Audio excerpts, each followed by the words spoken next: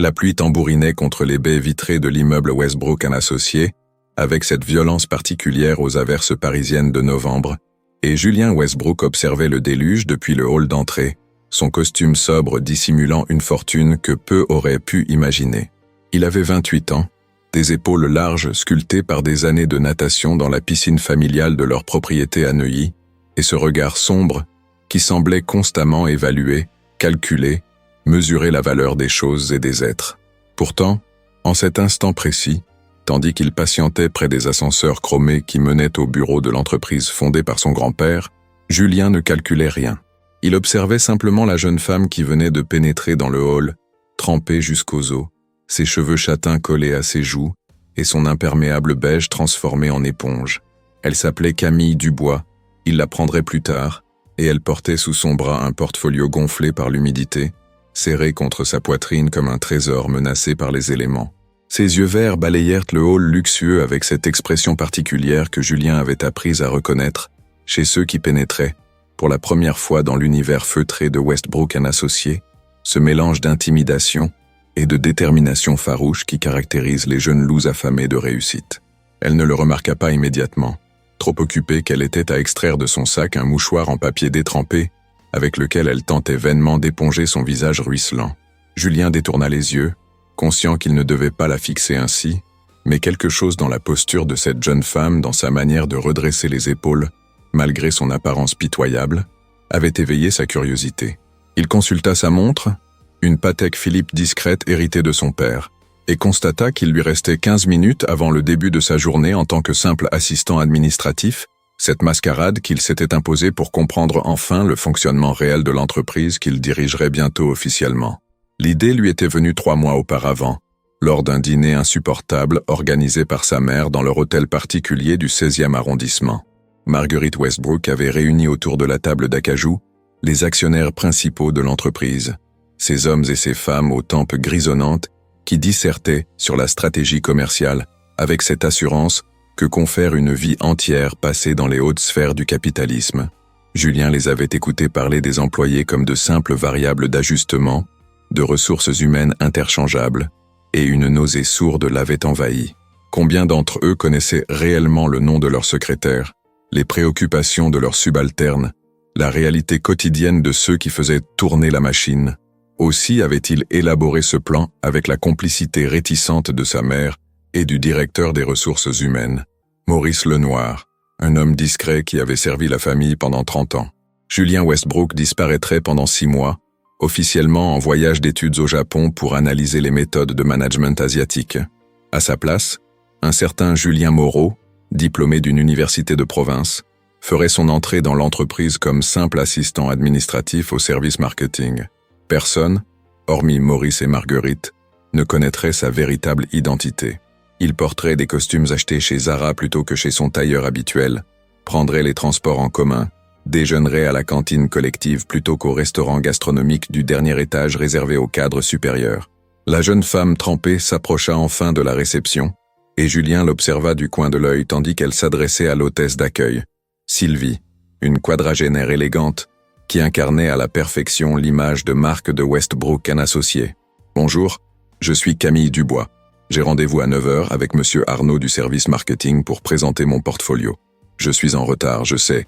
Le métro était bloqué à cause d'un incident voyageur et... » Sa voix tremblait légèrement. Pas de froid malgré ses vêtements trempés, mais de cette nervosité qui accompagne les moments décisifs d'une existence. Julien reconnut cette intonation pour l'avoir entendue des centaines de fois dans la bouche de jeunes candidats venus solliciter un emploi ou présenter un projet.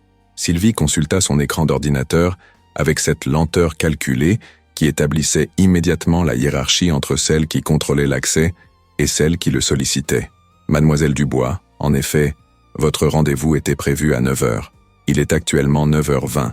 Monsieur Arnaud est très strict sur la ponctualité. » Le ton était glacial, professionnel, impersonnel. Camille serra son portfolio contre elle et Julien vit ses épaules s'affaisser imperceptiblement.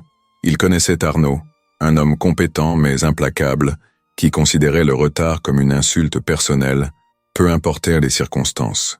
Dans 3 minutes, il rejetterait cette jeune femme sans même examiner son travail, simplement parce qu'elle était arrivée en retard à cause d'un métro défaillant. Quelque chose dans cette injustice réveilla chez Julien un instinct qu'il croyait endormi par des années d'éducation dans les écoles privées les plus prestigieuses. Il s'approcha du comptoir avec cette démarche qu'il s'efforçait désormais de rendre ordinaire, celle d'un employé parmi tant d'autres, et s'adressa à Sylvie avec un sourire qu'il voulait collégial. « Bonjour Sylvie, je monte au marketing. Si mademoiselle Dubois veut bien me suivre, je peux la conduire directement au bureau de monsieur Arnaud. Cela lui évitera de patienter ici. » Sylvie lui jeta un regard surpris. Elle ne le connaissait que depuis 2 semaines, ce nouveau venu discret qui semblait toujours disparaître dans l'ombre des autres, mais elle avait remarqué qu'il possédait cette aisance naturelle que certains tentaient vainement d'acquérir. Elle hésita une seconde, puis acquiesça d'un mouvement de tête, soulagée peut-être de se décharger d'une responsabilité. Camille se tourna vers Julien, et leurs regards se croisèrent pour la première fois. Les yeux de la jeune femme étaient d'un vert intense, presque lumineux dans la pénombre du hall, et ils exprimaient simultanément la reconnaissance et la méfiance, comme si elle soupçonnait que toute aide offerte dans ce monde impitoyable cachait nécessairement un prix à payer. « Merci, c'est très gentil de votre part », murmura-t-elle en se dirigeant vers les ascenseurs. Ils montèrent en silence jusqu'au 4e étage, et Julien remarqua qu'elle serrait toujours son portfolio trempé contre sa poitrine, laissant des traces d'humidité sur son chemisier blanc. Elle tremblait légèrement, et il se demanda si c'était le froid ou l'anxiété qui provoquait ces frissons discrets. L'ascenseur était un espace clos, où se mélangeait le parfum discret de Camille, quelque chose de floral et de frais, qui contrastait avec son apparence détrempée, et l'odeur de tissu mouillé. « Première fois chez Westbrook & Associés ?» demanda-t-il pour briser le silence qui devenait oppressant. Elle hocha la tête sans le regarder, les yeux fixés sur les chiffres lumineux qui défilaient au-dessus de la porte. « Oui, j'ai envoyé mon portfolio il y a 3 semaines. Je n'y croyais pas vraiment quand ils m'ont appelé pour ce rendez-vous. Westbrook & Associés, c'est... Enfin, vous savez, c'est le sommet. » Julien sourit malgré lui. Le sommet. Combien de fois avait-il entendu cette expression dans la bouche de jeunes diplômés qui voyaient en l'entreprise familiale le Graal ultime, la consécration d'une carrière à peine commencée. Il se rappelait lui-même, à 20 ans, fraîchement sorti de HEC, persuadé que diriger Westbrook & Associés représentait l'aboutissement naturel de son existence. 8 ans plus tard, cette certitude s'était fissurée, laissant place à des questions plus troubles sur le sens de cette hégémonie commerciale bâtie sur 3 générations d'accumulation. « Le sommet », répéta-t-il pensivement. « C'est une manière de voir les choses. » Elle le regarda enfin, surprise par le ton légèrement ironique de sa remarque. « Vous ne pensez pas que Westbrook soit le sommet? Vous travaillez ici, pourtant. » L'ascenseur s'immobilisa avec un tintement discret, et les portes s'ouvrirent sur un couloir aux murs blancs décoré de photographies d'art contemporain. Julien s'effaça pour la laisser sortir, conscient qu'il venait de commettre une erreur. Un simple assistant administratif ne remettrait pas en question la grandeur de son employeur. « Je veux dire que le sommet dépend de ce qu'on cherche », se reprit-il rapidement. « Le bureau de monsieur Arnaud est au fond du couloir, 3e porte à gauche. » Camille le fixa encore un instant, ses yeux verts semblant sonder quelque chose au-delà des apparences. Puis, elle hocha la tête et s'éloigna dans le couloir, ses chaussures mouillées laissant de petites empreintes sombres sur la moquette claire. Julien la regarda s'éloigner, troublé par cette rencontre fugace, puis se dirigea vers son propre bureau, un espace exigu qu'il partageait avec 2 autres assistants administratifs, Léa et Thomas. Léa était déjà là, penchée sur son ordinateur, ses doigts volant sur le clavier avec cette vitesse frénétique qui caractérisait les employés constamment débordés. Elle avait 26 ans, des cheveux blonds coupés au carré, et cette efficacité redoutable qui masquait une fatigue chronique. Julien l'avait observée pendant ces 2 semaines, remarquant les cernes sous ses yeux, la manière dont elle avalait son café brûlant sans prendre le temps de respirer, les sandwichs qu'elle mangeait devant son écran pour gagner du temps. « Salut, Julien », lança-t-elle sans lever les yeux. Arnaud cherchait quelqu'un pour compiler les statistiques de vente du trimestre. Je lui ai dit que tu t'en occuperais. Ça te va ? Ce n'était pas vraiment une question. Dans l'univers impitoyable de Westbrook & Associés, les tâches se répartissaient selon une hiérarchie invisible, où les nouveaux venus héritaient systématiquement des corvées que personne ne voulait accomplir. Julien s'installa à son bureau, un espace minuscule équipé d'un ordinateur vieillissant et d'un téléphone qui sonnait rarement, et alluma sa machine en songeant à Camille Dubois et à son portfolio trempé. Il imaginait la scène qui se déroulait en ce moment dans le bureau d'Arnaud, cette pièce spacieuse avec vue sur les toits de Paris qu'il connaissait bien pour y avoir assisté à d'innombrables réunions. Arnaud serait assis derrière son imposant bureau en noyer, ses lunettes rectangulaires perchées sur son nez aquilin, et il examinerait le portfolio avec cette expression de dédain poli qu'il réservait aux candidats qu'il avait déjà décidé de rejeter. Le retard de 20 minutes avait scellé le sort de Camille, avant même qu'elle n'ouvre la bouche. Julien ouvrit le fichier Excel qu'on lui avait transmis, une compilation interminable de chiffres qui représentait le travail acharné de dizaines de commerciaux dispersés dans toute la France. Chaque ligne correspondait à une vie, à des heures supplémentaires non payées, à des trajets épuisants, à des dîners manqués avec la famille. Mais pour Arnaud, pour les dirigeants qui occuperaient le dernier étage, ces chiffres ne racontaient qu'une seule histoire, celle de la croissance ou de la stagnation, du profit ou de la perte. Il travaillait depuis 1 heure environ, absorbé par cette tâche monotone, lorsque la porte du bureau s'ouvrit brutalement. Camille Dubois apparut dans l'encadrement, son portfolio toujours serré contre elle, mais cette fois-ci son visage exprimait une colère froide qui la transfigurait. Ses joues avaient pris une teinte rosée, ses yeux verts lancèrent des éclairs, et sa mâchoire était crispée dans une expression de rage contenue. « Vous travaillez au marketing ?» lança-t-elle à la cantonade. Léa leva enfin les yeux de son écran, surprise par cette intrusion. Thomas, qui venait d'arriver avec son sempiternel gobelet de café américain, s'immobilisa sur le seuil.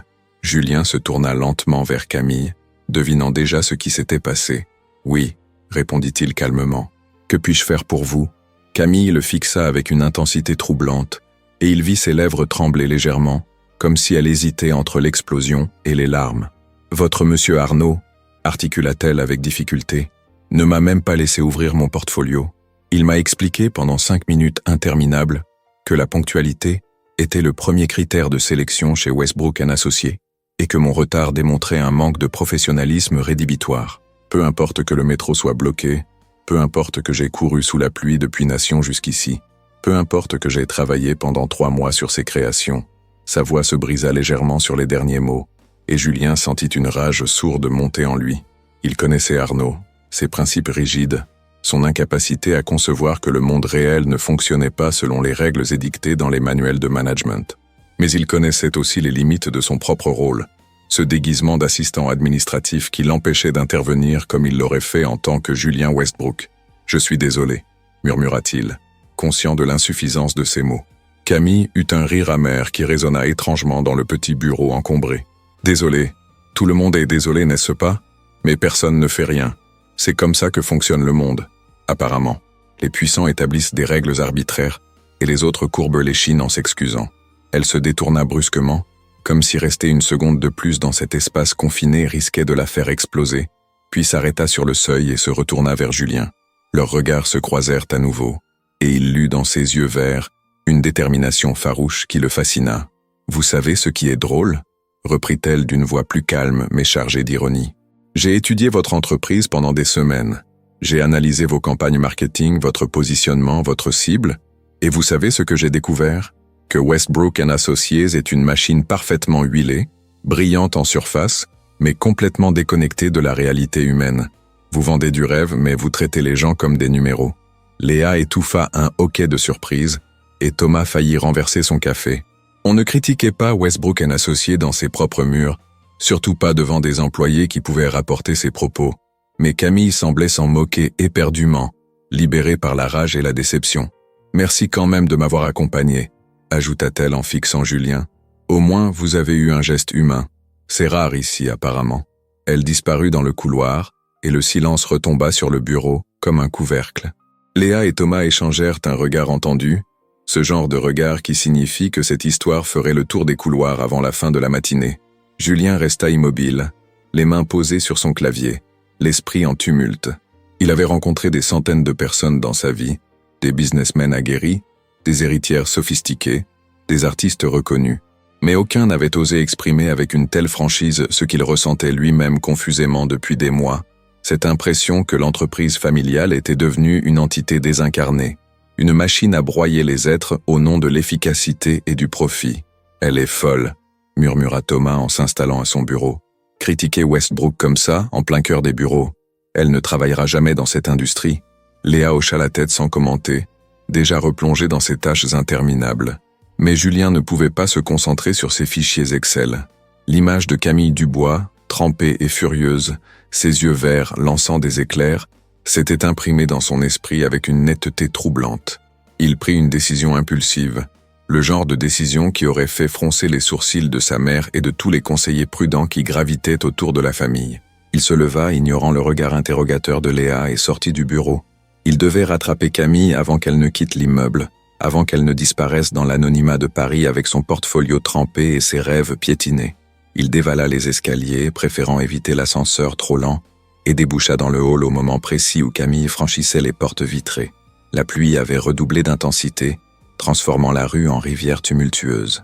Il la vit s'arrêter sous l'auvent de l'immeuble voisin, fouillant dans son sac à la recherche de quelque chose, probablement son téléphone. Julien sortit sans réfléchir, la pluie glacée le transperçant instantanément. Il la rejoignit en quelques foulées, essoufflé par sa course précipitée dans les escaliers. « Attendez !» lança-t-il. Camille se retourna surprise et le dévisagea avec une expression où se mêlaient la méfiance et l'incompréhension. « Qu'est-ce que vous me voulez ?» demanda-t-elle d'un ton sec. Julien réalisa soudain qu'il n'avait aucun plan, aucune excuse préparée pour justifier sa présence ici, sous la pluie battante, face à cette jeune femme qui n'avait aucune raison de lui faire confiance. Il était simplement descendu parce que quelque chose en lui refusait de la laisser partir ainsi, humiliée et rejetée. « Je voulais m'excuser », dit-il finalement, conscient de la banalité de ses mots. « Ce qui s'est passé avec M. Arnaud était injuste. Votre portfolio mérite d'être examiné, peu importe l'heure de votre arrivée. » Camille le fixa avec un mélange de surprise et de scepticisme, comme si elle cherchait à déceler le piège caché derrière cette sollicitude inattendue. La pluie continuait de tomber avec violence, créant un rideau liquide entre eux et le monde, les isolant dans une bulle d'intimité forcée sous cet auvent étroit. « Pourquoi est-ce que ça vous importe ?» demanda-t-elle après un long silence. « Vous ne me connaissez même pas. Je ne suis qu'une candidate parmi tant d'autres. Une de plus à avoir échoué aux portes du prestigieux Westbrook & Associés. » Il y avait de l'amertume dans sa voix, mais aussi une fatigue profonde, comme si cette déception s'ajoutait à une longue série d'échecs et de portes fermées. Julien reconnaissait cette lassitude pour l'avoir entrevue sur tant de visages croisés dans les couloirs de l'entreprise, ces jeunes gens brillants broyés par une machine implacable qui ne laissait aucune place à l'erreur, aucune marge pour l'humanité. « Parce que vous avez raison », répondit-il avec une franchise qui le surprit lui-même. Westbrook & Associés est devenu exactement ce que vous avez décrit. Une machine brillante en surface mais froide au cœur. Et si des gens comme vous, avec votre passion et votre talent, abandonnent avant même d'avoir eu une chance de changer les choses, alors rien ne changera jamais. Camille le dévisagea longuement, ses yeux verts scrutant son visage comme si elle tentait de lire au-delà des mots, de percer le mystère de cet homme étrange qui parlait de son employeur avec une lucidité désabusée. Elle serra son portfolio contre elle, ce geste protecteur qu'il commençait à reconnaître comme une habitude chez elle. « Vous êtes idéaliste », murmura-t-elle enfin, et ce n'était pas un compliment dans sa bouche. Ou naïf, peut-être les deux. Les gens comme moi ne changent pas les entreprises comme Westbrook. Nous nous y adaptons ou nous en sommes éjectés. C'est la loi du plus fort. Elle se détourna, prête à s'enfoncer dans le déluge, mais Julien tendit la main et attrapa doucement son bras. Elle se figea, surprise par ce contact physique inattendu, et se retourna vers lui avec une expression indéchiffrable. « Montrez-moi votre portfolio », dit-il impulsivement. « Pas maintenant, pas ici sous la pluie, mais donnez-moi une chance de le regarder vraiment. Je ne peux pas vous promettre un emploi, je ne suis qu'un simple assistant administratif, mais je connais des gens au marketing qui pourraient être intéressés. » C'était un mensonge par omission, cette spécialité des puissants qui disent la vérité tout en la travestissant.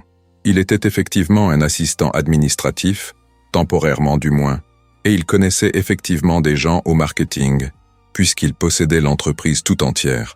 Mais Camille ne pouvait pas le savoir, et il se sentit soudain coupable de cette duperie, même si elle servait un but qu'il jugeait noble.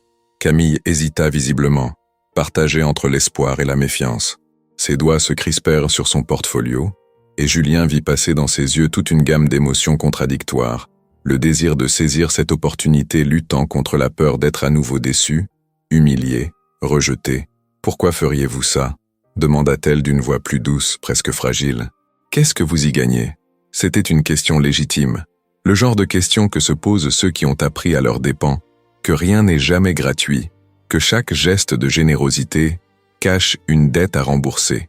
Julien réalisa qu'il ne pouvait pas lui répondre honnêtement, qu'il ne pouvait pas lui expliquer qu'il cherchait désespérément à comprendre comment réparer ce système qu'il avait hérité, comment redonner un visage humain à cette machine impersonnelle. « Peut-être que j'en ai assez de voir le talent gâché par la bureaucratie, » répondit-il simplement. « Ou peut-être que je suis effectivement naïf et idéaliste, comme vous le dites.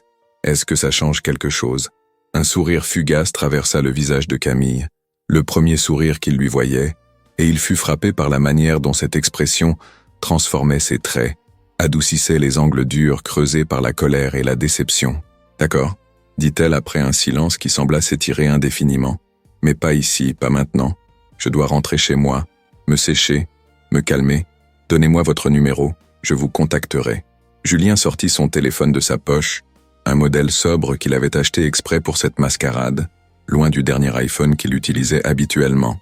Ils échangèrent leur numéro dans le silence rythmé par la pluie battante, et il remarqua que ses mains tremblaient légèrement lorsqu'elles tapaient sur l'écran tactile. Du froid, probablement, ou peut-être de l'émotion contenue. « Au fait, » dit-elle en levant les yeux vers lui, « je ne connais même pas votre nom. »« Julien, » répondit-il. « Julien Moreau. » Le mensonge glissa de ses lèvres avec une facilité qui le troubla. Il avait prononcé ce faux nom des dizaines de fois depuis le début de cette mascarade, mais jamais il ne lui avait semblé aussi lourd de conséquences qu'en cet instant, face à cette jeune femme dont les yeux verts le fixaient avec une franchise désarmante. « Camille Dubois, » répondit-elle, « mais vous le savez déjà. » Elle glissa son téléphone dans son sac, resserra son imperméable autour d'elle et lui adressa un dernier regard avant de s'élancer sous la pluie. Julien la regarda s'éloigner dans le déluge, sa silhouette se fondant progressivement dans la grisaille parisienne, et il resta là longtemps après qu'elle eut disparu, trempé jusqu'aux os, conscient qu'il venait de franchir une ligne invisible qui séparait l'observation détachée de l'implication personnelle.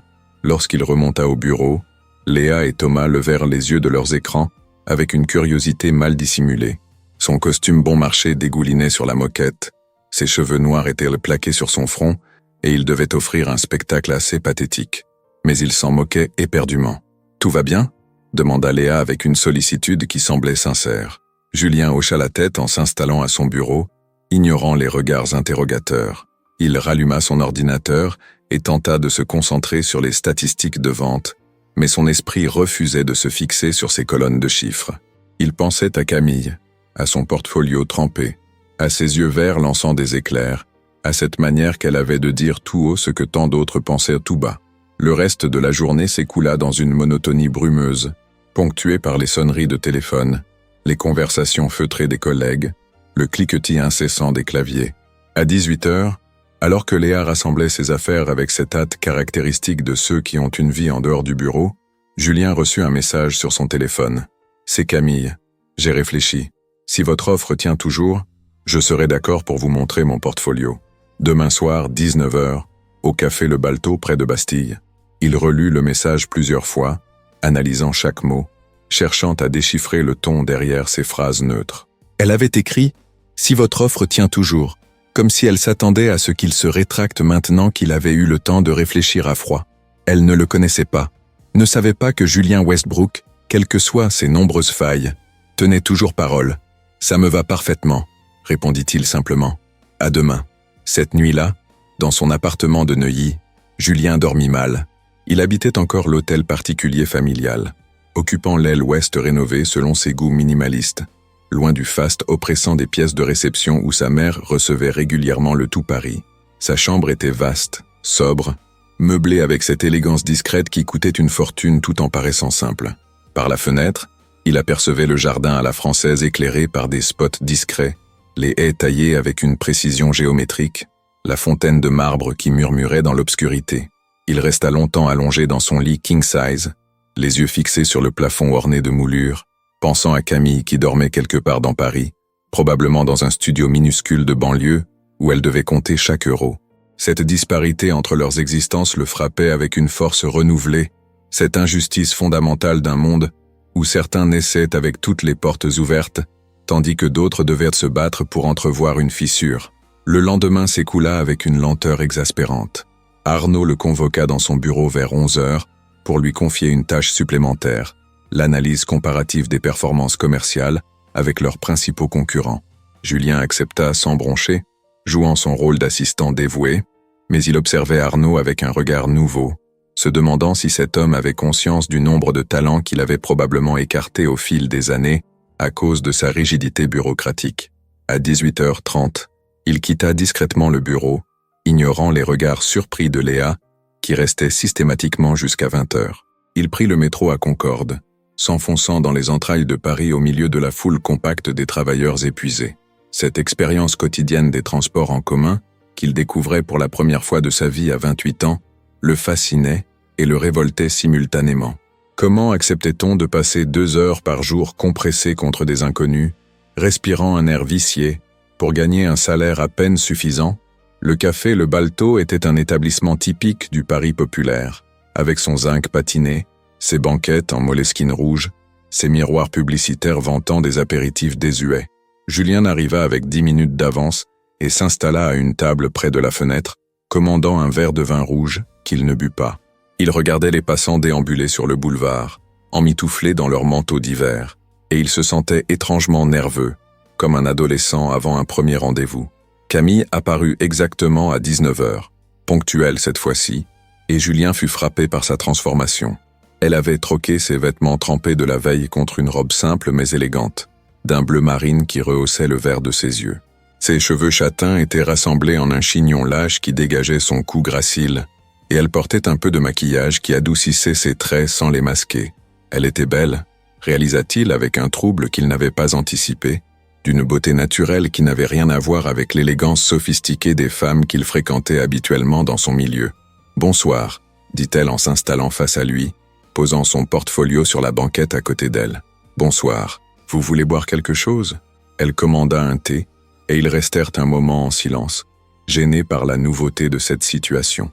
À la lumière tamisée du café, Julien pouvait mieux observer son visage, les fines rides de concentration qui marquaient son front, la détermination qui durcissait légèrement sa mâchoire, la vulnérabilité qui transparaissait dans ses yeux malgré tous ses efforts pour la dissimuler. « J'ai failli ne pas venir », avoua-t-elle soudain. « Toute la journée, je me suis demandé si c'était une bonne idée, si vous étiez sérieux ou si c'était juste de la pitié. » Julien sentit une pointe de culpabilité le traverser. N'était-ce pas de la pitié, justement? Ou quelque chose de plus complexe? Un mélange de curiosité, d'attraction, et de cette envie obscure de réparer ce qu'Arnaud avait brisé? Ce n'est pas de la pitié, répondit-il avec une conviction qu'il ne se connaissait pas. J'ai vu hier une personne passionnée et talentueuse, qui méritait mieux que le traitement qu'elle a reçu, c'est tout. Camille le fixa intensément, cherchant apparemment à déceler le mensonge dans ses paroles.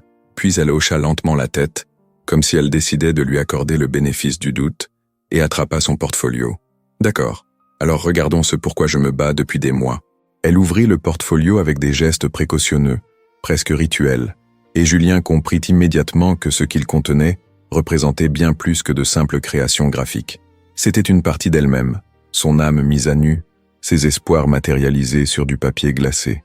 Les premières pages révélaient une campagne publicitaire pour une marque de cosmétiques écologiques. Les visuels étaient époustouflants, mêlant photographie et illustration numérique dans un style unique qui évoquait simultanément la fragilité de la nature et la force de la féminité. Julien, qui avait vu défiler des centaines de portfolios au fil des années, reconnut immédiatement un talent hors du commun, cette capacité rare à raconter une histoire en une seule image. « C'est remarquable », murmura-t-il en tournant les pages avec un respect qui n'avait rien de fin. Camille rougit légèrement, surprise par la sincérité manifeste de son compliment. « Merci, j'ai travaillé pendant 3 mois sur cette campagne, même si elle n'a jamais été utilisée. C'était un projet universitaire, mais je voulais le traiter comme une commande réelle. » Julien continua à feuilleter le portfolio, découvrant des créations variées qui démontraient l'étendue de ses compétences. Des affiches pour des concerts de musique indie, une identité visuelle complète pour un café associatif, des illustrations pour un livre jeunesse qui n'avait jamais trouvé d'éditeur. Chaque projet respirait cette authenticité qui manquait cruellement aux productions aseptisées que Westbrook & Associés diffusait à longueur d'année. « Vous savez ce qui me frappe le plus ?» dit-il en refermant le portfolio. « C'est que votre travail raconte des histoires. Ce n'est pas juste beau, c'est émouvant. On sent qu'il y a une âme derrière chaque création. » Les yeux de Camille s'emplirent soudain de larmes qu'elle s'efforça de retenir, et Julien réalisa que personne ne lui avait probablement jamais dit cela, que tous les recruteurs et les responsables marketing qu'elle avait rencontrés s'étaient contentés d'analyses techniques froides, évaluant son travail comme on évaluerait un produit manufacturé. « Désolé », murmura-t-elle en s'essuyant discrètement les yeux. « C'est juste que j'ai entendu tellement de critiques, tellement de rejets. On me dit que c'est trop personnel, pas assez commercial, que je dois apprendre à mettre mes émotions de côté. Ils ont tort, » répondit Julien avec une véhémence qui le surprit lui-même. L'émotion, c'est exactement ce qui manque au marketing moderne. Nous avons tellement optimisé, tellement rationalisé, que nous avons oublié que nous vendons à des êtres humains, pas à des algorithmes. Camille le regardait avec une expression étrange, mélange de gratitude et de perplexité, comme si elle ne parvenait pas à comprendre pourquoi cet assistant administratif qu'elle connaissait à peine exprimait des convictions aussi tranchées sur l'industrie qu'il employait. « Vous n'êtes pas un simple assistant administratif, n'est-ce pas ?» demanda-t-elle soudain, cette question directe qui prit Julien complètement au dépourvu. Il sentit son cœur s'accélérer, conscient qu'il se trouvait à un carrefour décisif. Il pouvait mentir, maintenir cette façade qu'il avait construite avec tant de soin, ou il pouvait dire la vérité, au risque de tout compromettre, sa mascarade, son expérience, et peut-être même cette connexion naissante avec Camille. « Qu'est-ce qui vous fait dire ça ?» contra-t-il, gagnant du temps. « Tout », répondit-elle simplement. « Votre manière de parler, de vous tenir, d'analyser mon travail. Vous n'avez pas le vocabulaire d'un assistant administratif, vous avez celui d'un directeur artistique, d'un responsable marketing, de quelqu'un qui a l'habitude d'évaluer des créations. » Julien resta silencieux un long moment, pesant ses options. La serveuse vint déposer le thé de Camille sur la table, brisant momentanément la tension qui s'était installée entre eux. Il observa la vapeur qui s'élevait de la tasse en porcelaine blanche, cherchant les mots justes. « Vous avez raison », admit-il finalement. « Je ne suis pas exactement ce que je prétends être, mais je ne peux pas vous en dire plus pour l'instant. Tout ce que je peux vous promettre, c'est que mon offre de vous aider est sincère. » Camille le fixa longuement, ses yeux verts scrutant son visage comme si elle tentait de percer tous ses secrets. Puis, à la surprise de Julien, elle éclata d'un rire léger qui dissipa la tension accumulée. « D'accord, monsieur Mystère, gardez vos secrets. De toute façon, je n'ai pas grand-chose à perdre, n'est-ce pas? Si vous pouvez vraiment faire quelque chose pour mon portfolio, je ne vais pas me plaindre. » Le soulagement que ressentit Julien était disproportionné par rapport à la situation, et il réalisa avec un trouble grandissant que l'opinion de Camille commençait à compter plus qu'elle ne le devrait. Il avait rencontré cette jeune femme hier seulement, dans des circonstances pour le moins chaotiques, et pourtant il se surprenait à guetter ses réactions, à chercher son approbation, à vouloir la faire sourire à nouveau. Ils passèrent l'heure suivante à discuter de ses créations, de ses inspirations, de sa vision du design. Camille parlait avec une passion contagieuse de l'importance de l'authenticité dans la communication visuelle, de la responsabilité des créatifs face aux enjeux environnementaux et sociaux, de la nécessité de réhumaniser le marketing. Julien l'écoutait, fasciné, reconnaissant dans ses paroles l'écho de ses propres questionnements sur le sens et la direction de Westbrook & Associés. « Vous savez ce qui me désole le plus ?» dit-elle en sirotant son thé. « C'est que les grandes entreprises comme Westbrook ont les moyens de faire une vraie différence. Elles ont les budgets, la visibilité, l'influence, mais elles préfèrent jouer la sécurité, reproduire les mêmes formules éculées, parce que c'est ce qui rapporte à court terme. Et si quelqu'un de l'intérieur essayait de changer les choses ?» demanda Julien prudemment. « Pensez-vous que ce soit possible ?» Camille le regarda avec un mélange de scepticisme et de curiosité. « Honnêtement, je pense que ce serait extrêmement difficile. Les grandes entreprises ont des structures tellement rigides, des processus tellement établis. Un individu seul, même avec les meilleures intentions, se heurterait à des murs invisibles, à cette inertie institutionnelle qui écrase toute velléité de changement. » Elle marqua une pause, tournant sa tasse entre ses mains fines, et Julien remarqua qu'elle portait une bague en argent simple à l'annulaire droit, gravée de symboles qu'il ne pouvait pas distinguer dans la pénombre du café. « Mais, » reprit-elle avec un sourire mélancolique, « j'aimerais croire que c'est possible. J'aimerais croire qu'il existe encore des gens qui se battent de l'intérieur pour faire bouger les lignes. Sinon, à quoi bon tout ça? Autant abandonner et se résigner à ce que le monde reste tel qu'il est. » Julien sentit quelque chose se nouer dans sa poitrine. Cette sensation étrange d'être vu sans être vraiment reconnu, d'être compris dans son essence même par quelqu'un qui ignorait tout de son identité véritable. Camille venait de décrire exactement ce qu'il tentait de faire avec cette mascarade, cette immersion dans les rouages de l'entreprise pour mieux comprendre comment la transformer. Mais elle l'avait dit avec tant de scepticisme, tant de doutes sur la possibilité même d'un tel changement.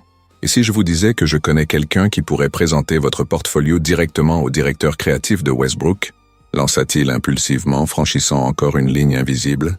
Quelqu'un qui a accès aux décideurs qui pourrait contourner Arnaud et ses règles absurdes? Camille le fixa avec une intensité renouvelée, et il vit une lueur d'espoir s'allumer dans ses yeux verts avant qu'elle ne la réprime presque instantanément, comme si elle avait appris à se méfier de l'espoir lui-même. « Pourquoi feriez-vous ça pour moi ?» demanda-t-elle pour la seconde fois en 2 jours, cette question qui revenait comme un leitmotiv obsédant. « Nous nous connaissons à peine.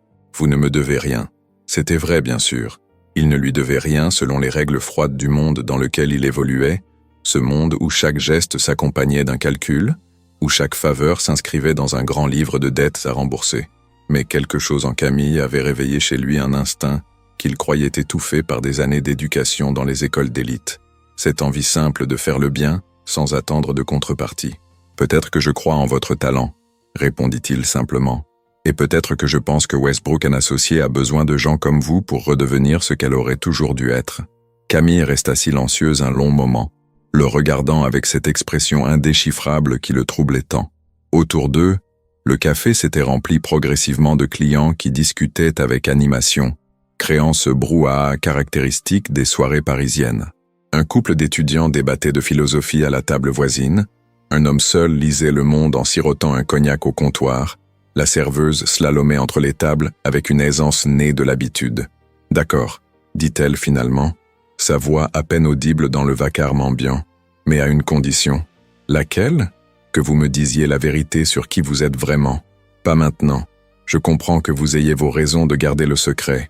Mais un jour, quand vous serez prêt, promettez-moi que vous me direz la vérité. » Julien sentit le poids de cette demande s'abattre sur lui comme une chape de plomb. Il imaginait déjà la scène, le moment où il devrait révéler qu'il était Julien Westbrook, l'héritier de cet empire qu'elle critiquait avec tant de véhémence, le fils de cette famille qui incarnait tout ce qu'elle détestait dans le monde des affaires. Comment réagirait-elle? Avec colère, probablement. Avec un sentiment de trahison, certainement. Elle penserait qu'il s'était moqué d'elle, qu'il l'avait manipulée, que leur rencontre n'était qu'un jeu cruel d'un privilégié qui s'ennuyait. « Je vous le promets », dit-il néanmoins, conscient qu'il s'engageait dans une voie dont il ne pouvait pas prévoir l'issue. Camille hocha la tête, satisfaite apparemment de cette promesse arrachée, et rangea son portfolio avec des gestes soigneux. Julien remarqua que ses mains tremblaient légèrement, trahissant l'émotion qu'elle s'efforçait de dissimuler sous un masque de pragmatisme détaché. « Il faut que je rentre », dit-elle en consultant son téléphone. « J'ai un travail de serveuse qui commence à 22h dans un restaurant de Belleville. C'est comme ça que je paye mon loyer en attendant de trouver quelque chose dans mon domaine. » Cette révélation frappa Julien avec la force d'un coup de poing. Pendant qu'il dormait dans son lit king size dans l'hôtel particulier de Neuilly, Camille enchaînait probablement les nuits blanches à servir des clients exigeants pour gagner un salaire dérisoire. Pendant qu'il se plaignait intérieurement de l'ennui de ses tâches administratives, elle se battait simplement pour survivre. « Je vous accompagne au métro », proposa-t-il en se levant. Ils sortirent dans la nuit fraîche de novembre, et Julien inspira profondément l'air humide chargé d'odeurs urbaines, ce mélange caractéristique de diesel, de nourriture, et de cette essence indéfinissable qui était l'âme même de Paris. Ils marchèrent côte à côte jusqu'à la station Bastille, sans parler, chacun perdu dans ses pensées. De temps en temps, leurs épaules se frôlaient, et Julien ressentait à chaque contact un frisson électrique qui n'avait rien à voir avec le froid de novembre. « Merci pour ce soir », dit Camille en s'arrêtant devant l'entrée du métro. « Merci de m'avoir écouté, de m'avoir regardé comme si mon travail avait de la valeur. Vous ne pouvez pas savoir à quel point c'est rare. » Sa voix était chargée d'émotions contenues, et Julien dut résister à l'envie de la prendre dans ses bras, de la réconforter, de lui promettre que tout irait bien. Mais il n'était pas certain de pouvoir tenir une telle promesse, et il refusait d'ajouter un mensonge supplémentaire à tous ceux qu'il avait déjà accumulés. « Je vous enverrai un message demain », dit-il simplement, pour organiser la rencontre avec le directeur créatif. Camille hocha la tête, lui adressa un dernier sourire, puis disparut dans les escaliers qui menaient aux entrailles du métro. Julien resta là un long moment, regardant fixement l'endroit où elle avait disparu, conscient qu'il venait de franchir un point de non-retour. Il ne s'agissait plus simplement d'observer l'entreprise de l'intérieur, de comprendre son fonctionnement pour mieux la réformer. Il s'agissait maintenant de quelque chose de beaucoup plus personnel, de plus dangereux. Cette nuit-là, allongé dans son lit, Julien ne dormit pas davantage que la veille. Il pensait à Camille qui servait probablement des tables à cette heure précise, fatigué mais déterminé, se battant pour ses rêves avec une ténacité qui le fascinait.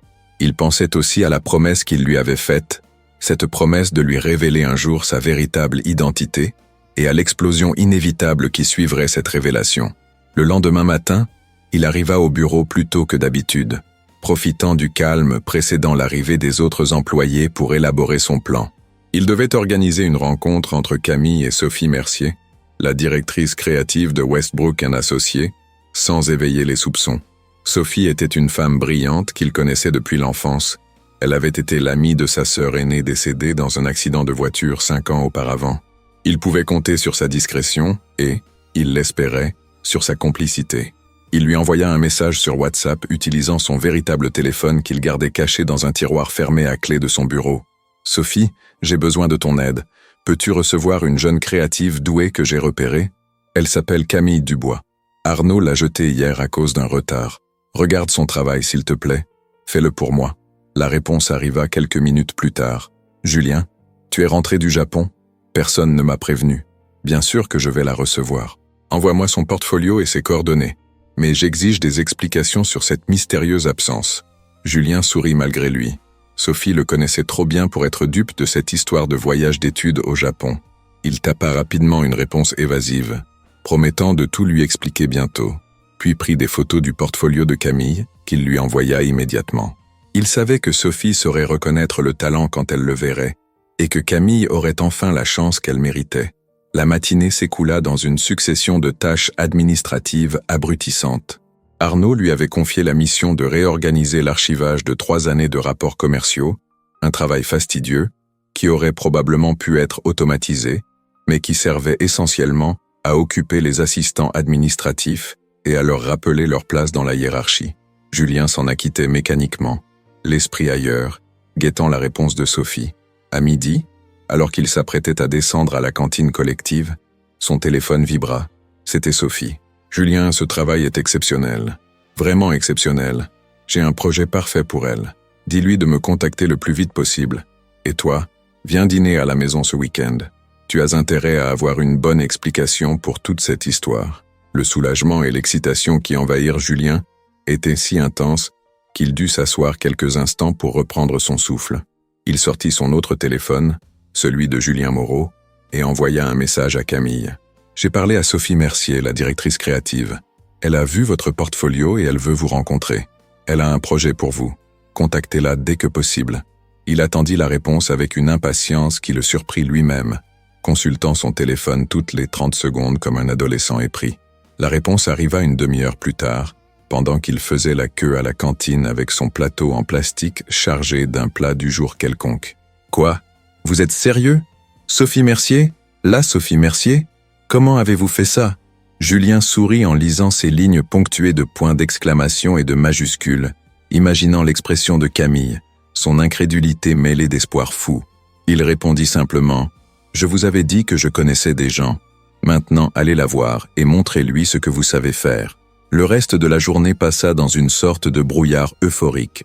Julien accomplissait ses tâches avec un détachement presque total, l'esprit occupé à imaginer la rencontre entre Camille et Sophie, se demandant si son plan fonctionnerait, si Camille obtiendrait enfin la reconnaissance qu'elle méritait. À 18h, alors qu'il s'apprêtait à quitter le bureau, Léa l'interpella depuis son poste de travail. « Julien, une seconde. Il y a quelque chose que je ne comprends pas. » Il se figea, le cœur battant, craignant soudain que sa couverture n'ait été compromise. Léa le regardait avec une expression perplexe, ses doigts tapotant nerveusement sur son bureau. « Oui, cette fille qui est venue hier, Camille Dubois. J'ai entendu dire qu'elle avait obtenu un rendez-vous avec Sophie Mercier. C'est énorme. Sophie ne reçoit jamais les candidats qui ont été rejetés en premier entretien. Jamais. Et pourtant, là, elle l'a contacté directement. » Léa marqua une pause, scrutant le visage de Julien avec cette attention particulière qui la prenait à redouter. « Tu n'y serais pas pour quelque chose, par hasard ?» Julien sentit la sueur perler dans son dos malgré la climatisation excessive qui régnait dans les bureaux. Il devait répondre avec prudence. « sans éveiller davantage les soupçons de Léa qui était loin d'être stupide. Moi? Comment est-ce que j'aurais pu influencer Sophie Mercier? Je suis juste un assistant administratif, tu le sais bien. Léa le fixa encore un long moment, puis haussa les épaules avec un sourire énigmatique. Peut-être, ou peut-être que tu es plus que ce que tu prétends être. Dans tous les cas, ce que tu as fait pour cette fille, c'était bien. Arnaud est un con, et elle méritait mieux. Elle se retourna vers son écran sans attendre de réponse, et Julien quitta le bureau avec un mélange de soulagement et d'inquiétude. Combien de temps pourrait-il maintenir cette mascarade avant que quelqu'un ne découvre la vérité? Et que se passerait-il quand l'inévitable révélation arriverait?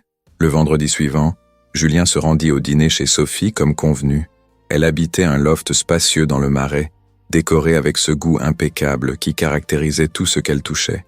Des œuvres d'art contemporain ornaient les murs blancs, des meubles design côtoyaient des pièces vintage chinées aux puces, et une immense bibliothèque couvrait un pan entier du salon, témoignant de son amour pour la littérature. « Alors » dit-elle en lui tendant un verre de vin blanc après l'avoir embrassé sur les 2 joues. « Vas-tu enfin m'expliquer ce qui se passe? Cette histoire de voyage au Japon que personne ne croit, ta disparition mystérieuse, et maintenant cette Camille Dubois que tu me demandes de recevoir ?» Julien s'installa dans le canapé en cuir, le verre entre les mains, et décida de lui dire la vérité. Sophie était une des rares personnes en qui il avait une confiance absolue, une amitié forgée dans les épreuves, et scellée par la mort de sa sœur qu'elles avaient pleuré ensemble. Il lui raconta tout, sa mascarade d'assistant administratif, son désir de comprendre l'entreprise de l'intérieur, sa rencontre avec Camille sous la pluie, le rejet brutal d'Arnaud, leur conversation au café.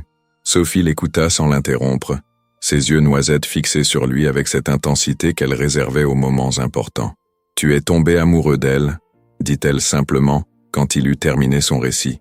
Ce n'était pas une question, mais une affirmation, et Julien sentit quelque chose se briser en lui à ces mots. Il avait évité soigneusement de nommer ce qu'il ressentait pour Camille, se réfugiant derrière des justifications rationnelles, de la compassion professionnelle, un désir de justice.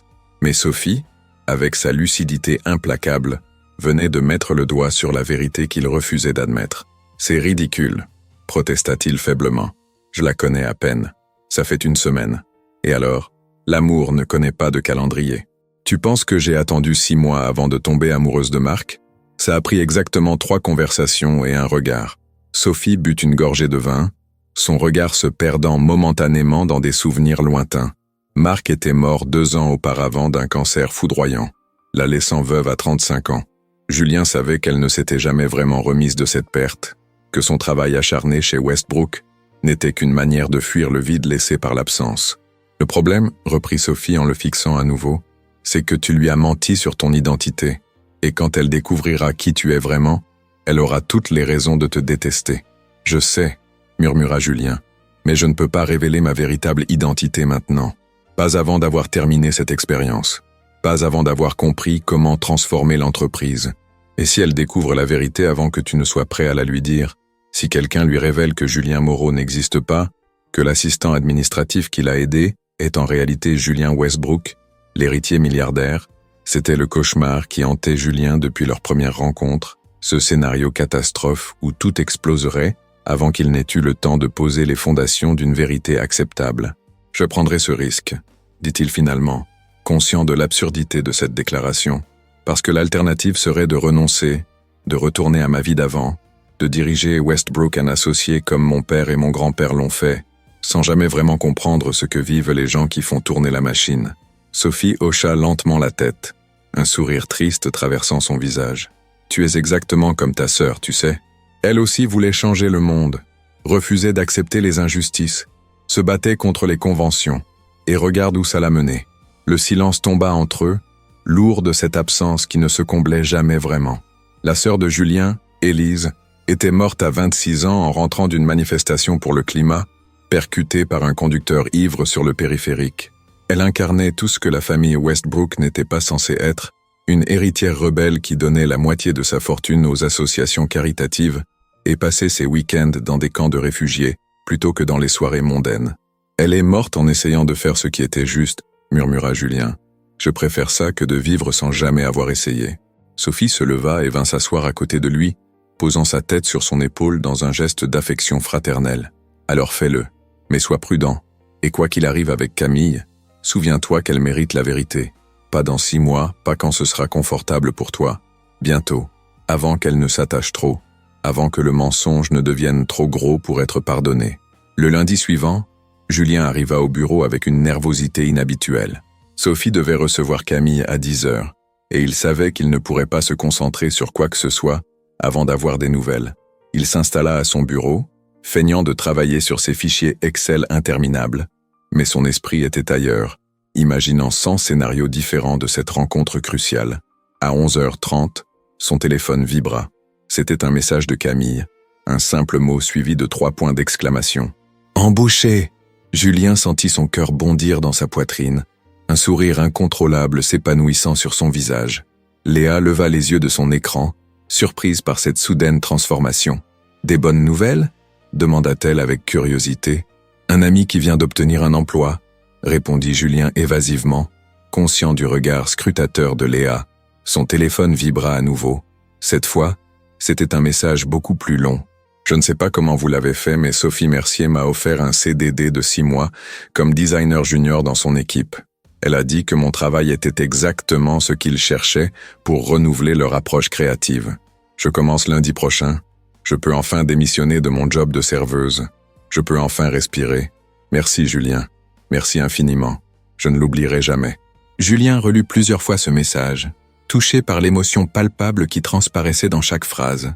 Il imagina Camille, probablement dans le métro ou dans un café, tapant ces mots avec des mains tremblantes, réalisant enfin que ses efforts acharnés n'avaient pas été vains, que son talent avait été reconnu. Il répondit simplement « Vous le méritez. Tout le mérite vous revient. » Ce qui suivit fut une période étrange pour Julien, un équilibre précaire entre 2 mondes qui ne devaient jamais se rencontrer. D'un côté, il continuait sa mascarade d'assistant administratif, accomplissant ses tâches subalternes, observant le fonctionnement de l'entreprise, prenant des notes mentales sur tout ce qui devrait changer. De l'autre, il voyait Camille de plus en plus souvent, des cafés qui s'éternisaient après le travail, des promenades le long de la Seine le dimanche après-midi, des dîners improvisés dans des bistrots bon marché qu'il n'aurait jamais fréquentés dans sa vie d'avant. Elle lui parlait de son nouveau travail avec un enthousiasme contagieux, racontant comment Sophie lui donnait progressivement plus de responsabilités, comment ses idées étaient écoutées et valorisées, comment elle sentait enfin qu'elle contribuait à quelque chose de significatif. Julien l'écoutait, fasciné par cette transformation, découvrant jour après jour de nouvelles facettes de sa personnalité. Camille était drôle, avec un sens de l'humour acerbe qui n'épargnait rien ni personne, surtout pas elle-même. Elle était passionnée, capable de disserter pendant des heures sur l'influence du Bauhaus, sur le design contemporain ou sur l'importance de la typographie dans la communication visuelle. Elle était aussi incroyablement généreuse, s'arrêtant toujours pour donner quelques pièces aux sans-abri, écoutant patiemment les problèmes de ses collègues, offrant son temps et son énergie sans compter. Mais elle était aussi blessée, marquée par des années de rejets et de difficultés financières qui avaient gravé en elle une méfiance fondamentale envers les gens trop aisés, trop privilégiés. Elle raillait souvent les héritiers qui jouent aux entrepreneurs, ces fils et filles de famille, qui prétendaient avoir bâti leur succès alors qu'ils avaient simplement hérité d'un capital de départ. Elle critiquait l'hypocrisie du monde des affaires, ses discours sur la méritocratie prononcés par des gens qui devaient tout à leur nom de famille. Chaque fois qu'elle exprimait ses opinions, Julien sentait le poids de son mensonge s'alourdir, cette épée de Damoclès qui menaçait de tomber à tout moment et de tout détruire. Il savait qu'il devait lui dire la vérité, qu'il avait promis de le faire, mais il repoussait constamment l'échéance, se convainquant qu'il attendait le bon moment, que ce n'était pas encore le moment opportun. Un soir de décembre, alors qu'il marchait le long du canal Saint-Martin sous une neige légère qui transformait Paris en carte postale, Camille s'arrêta soudain et se tourna vers lui. Ses joues étaient rouges de froid, des flocons s'accrochaient à ses cils, et elle le regardait avec une intensité qui lui coupa le souffle. « Julien, il faut qu'on parle », dit-elle, et le ton grave de sa voix fit immédiatement comprendre à Julien que quelque chose avait changé. « D'accord », répondit-il, son cœur se serrant dans sa poitrine. Ils s'assirent sur un banc face au canal, ignorant le froid qui traversait leur manteau. Camille resta silencieuse un long moment, comme si elle cherchait ses mots, puis elle prit une grande inspiration et se lança. « Je sais que tu me caches quelque chose. Depuis le début, je le sais. Tu n'es pas un simple assistant administratif. Tu n'as jamais été vraiment à ta place dans ce rôle. Ta manière de parler, de te comporter, tes connaissances sur l'industrie, tout indique que tu es quelqu'un d'autre. Julien sentit sa gorge se serrer. Le moment qu'il redoutait et espérait simultanément était enfin arrivé, imposé par Camille elle-même plutôt que par sa propre décision. « Et tu sais quoi ?» reprit-elle, sa voix tremblant légèrement. « Pendant longtemps, je me suis dit que ça n'avait pas d'importance, que tu avais tes raisons de garder des secrets, que tu me dirais la vérité quand tu serais prêt. Mais maintenant, » elle marqua une pause, détournant le regard vers le canal où les lumières de la ville se reflétaient en mosaïque tremblante. « Maintenant, je commence à avoir des sentiments pour toi, des sentiments réels, profonds, qui me font peur parce que je ne te connais même pas vraiment. Je ne sais pas qui tu es, ce que tu fais réellement, pourquoi tu as choisi de te faire passer pour quelqu'un d'autre. Et je ne peux pas continuer comme ça. Je ne peux pas tomber amoureuse d'un fantôme. » Le cœur de Julien bondit à ces mots, tomber amoureuse, et simultanément se déchira à l'idée qu'il pourrait tout perdre dans les minutes à venir. Il prit sa main gantée dans la sienne, sentant la chaleur de sa paume à travers le tissu. « Tu as raison, » dit-il d'une voix rauque. « Tu mérites la vérité, toute la vérité. Mais avant que je te la dise, je veux que tu saches une chose. Tout ce qui s'est passé entre nous était réel. Mes sentiments pour toi, mon admiration pour ton travail, mon désir de t'aider, rien de tout ça n'était un mensonge. » Camille le regarda avec ses yeux verts qui le hantaient désormais, attendant la suite avec une appréhension visible. « Je m'appelle Julien Westbrook », lâcha-t-il enfin, et il vit le choc se peindre instantanément sur le visage de Camille. « Je suis le fils de Marguerite Westbrook, l'héritier de Westbrook & Associés. Julien Moreau n'existe pas. C'est une identité que j'ai créée pour travailler incognito dans l'entreprise, pour comprendre comment elle fonctionne vraiment de l'intérieur. » Le silence qui suivit cette révélation sembla s'étirer à l'infini. Camille le fixait avec une expression indéchiffrable, et Julien vit défiler dans ses yeux toute une gamme d'émotions.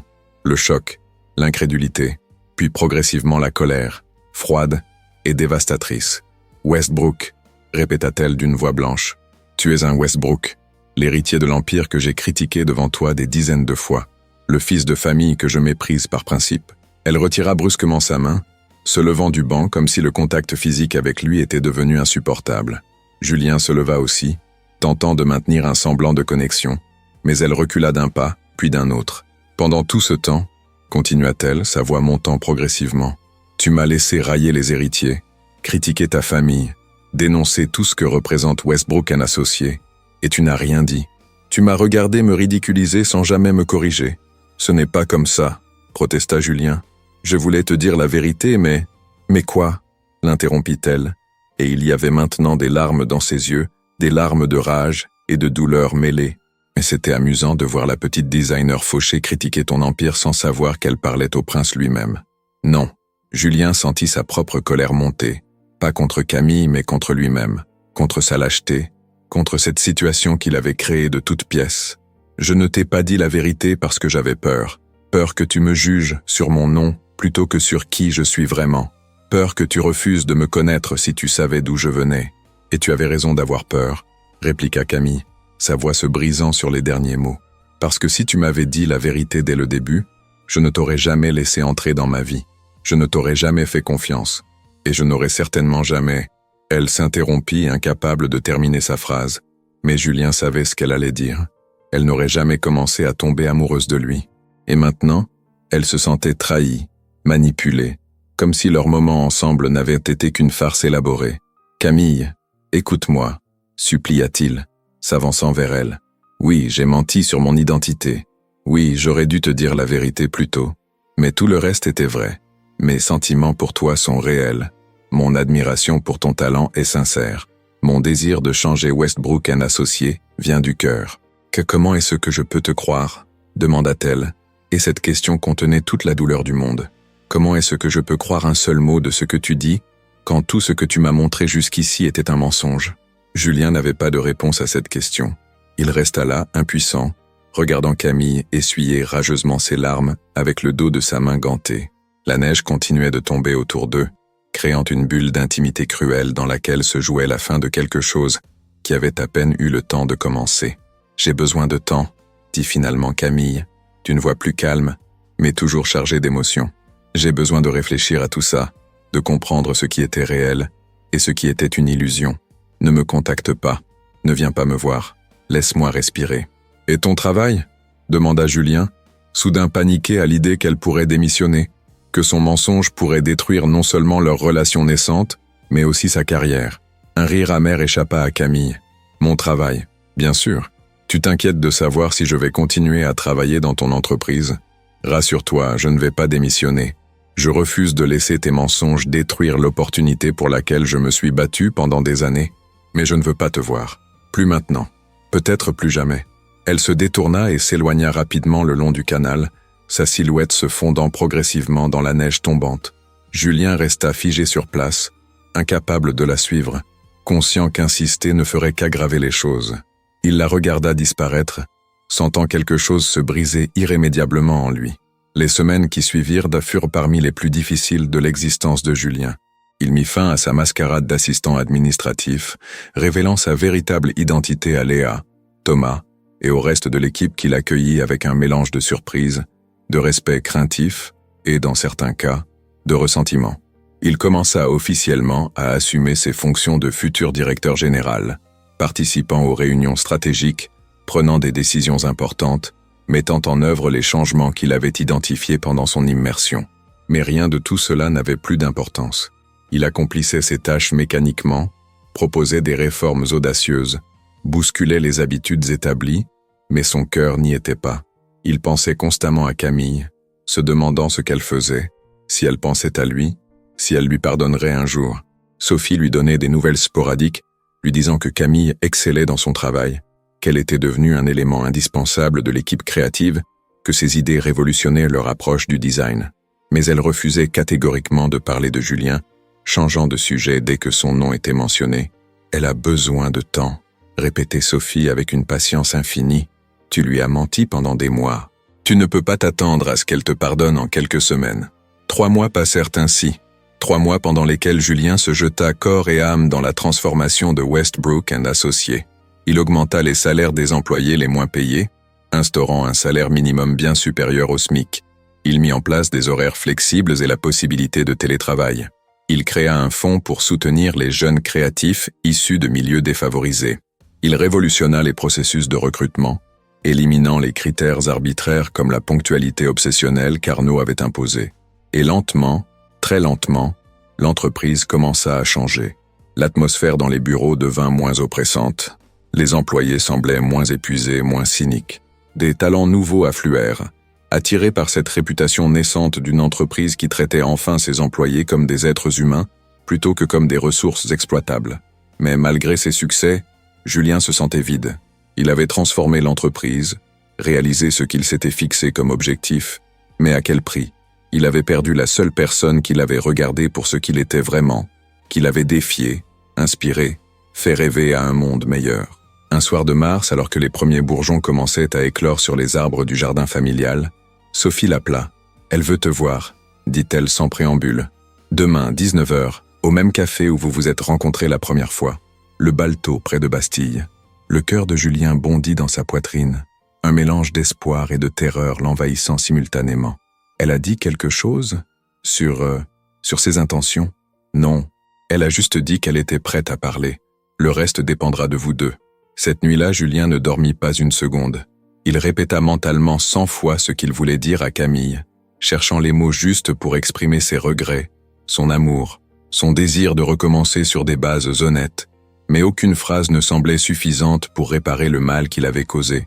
Le lendemain, il arriva au café avec 20 minutes d'avance, s'installant à la même table près de la fenêtre où il s'était assis la première fois.